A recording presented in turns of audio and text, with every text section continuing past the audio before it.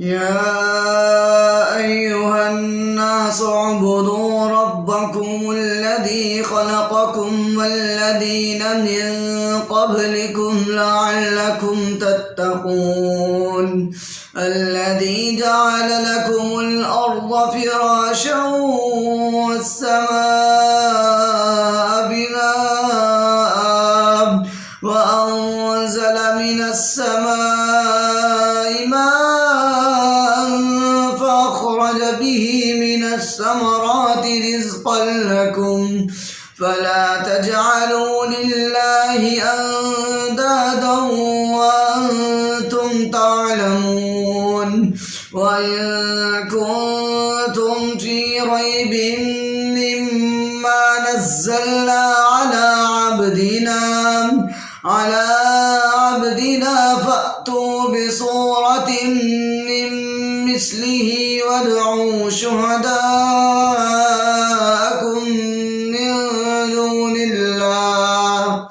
وادعوا شهداءكم من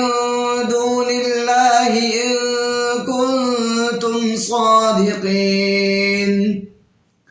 فإن لم تفعلوا ولن تفعلوا فاتقوا النار التي وقودها الناس والحجارة أعدت للكافرين وبشر الذين آمنوا وعملوا الصالحات أن لهم جنات تجري من تحتها الأنهار كلما رزقوا منها من ثمرة رزقا قالوا هذا الذي رزقنا من قبل وأتوا به متشابها ولهم فيها أزواج مطهرة وهم فيها خالدون إن الله لا يستحيي أن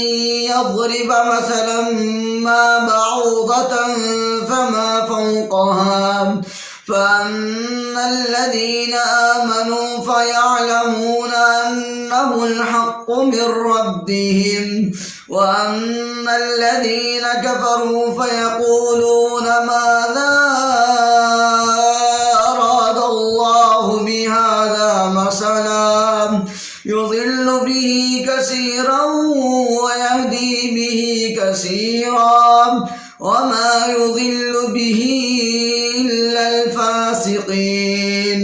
الذين ينقضون عهد الله من بعد ميثاقه ويقطعون ما أمر الله به أن يوصل ويفسدون في الأرض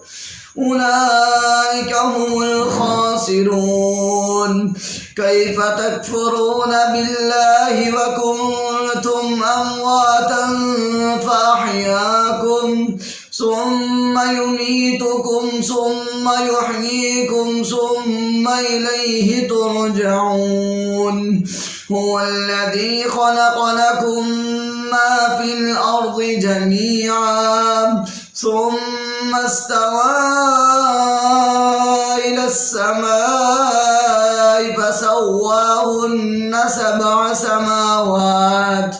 وهو بكل شيء عليم.